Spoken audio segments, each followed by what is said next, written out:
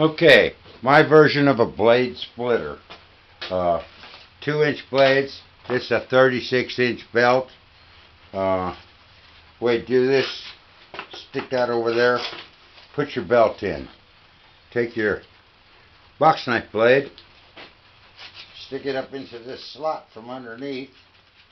My fingers don't like to push these because they're getting old, I guess. So I gotta use the butt of the screwdriver. It just works better for me. Use the butt of the screwdriver, push that blade all the way up and through. God dang it, my hand won't do it. I can't get in here.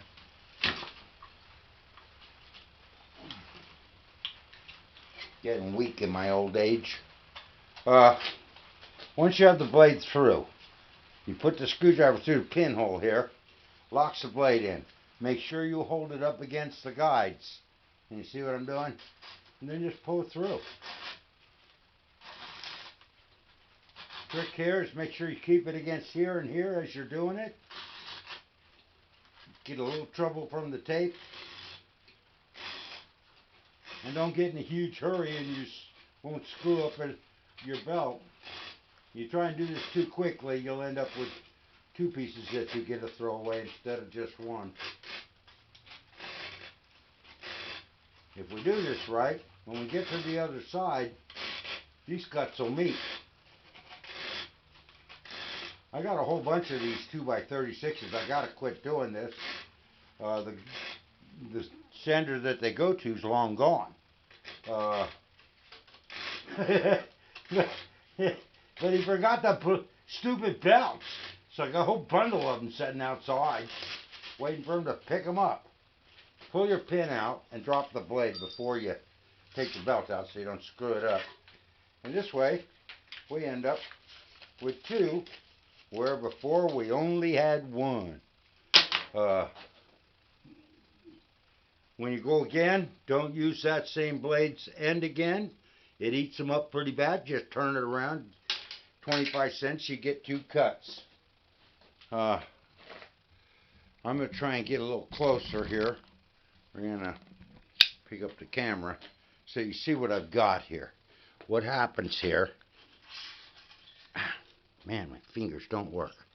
Blade slides up into the slot. You're pushing it through the belt. When you do that, stick your pin through there to hold the blade.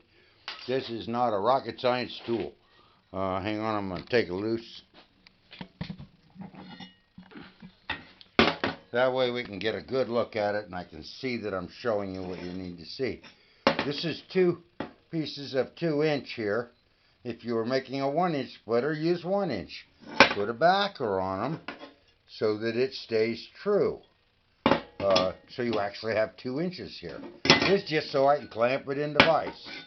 That's got a little piece of 1 1/4-inch angle iron that I cut one of the legs down on to tilt the blade. So that the blade binds on the edge. As you're pulling it to it, it helps feed it and keep it tight. What I did was put the blade in there, stuck a piece of sheet metal in there with the blade, clamped it, welded a piece of flat bar across the top. And then once that's tacked to here, it will maintain its spacing and everything and works good. The hole you could drill later if you want. I cut mine with a die grinder and then just hit it with a little file when I was done. As I can tell, this thing works pretty good, guys. I got a whole bunch of these 2x36s, but this splitter here will allow you to buy 6x48s, 4x48s, and get 2 for 1 or 3 for 1. You can do the same thing with 42s. They're available both ways, but when you start buying the 2-inch 48s, they're kind of spendy.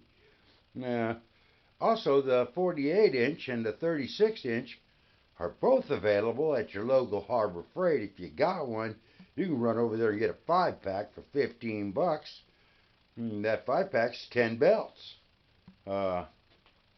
What I did for the 48 that I had is I bought a assortment pack that had, I don't know how many belts. I think it was 6. Might have been 8 or 10. I don't remember. but it had 600s. It had 220s, and it had 120s and 80s. So at least 8. No, it was 10, because there was another grade. There may have been 400s in there too. And we split them all up and made them into 2-inch belts. Worked good. But I gave him the old belt splitter. I had to make that so I could make this video so I could show you guys this. Anyway, that's it. I'm done. Talk to you later. Bye.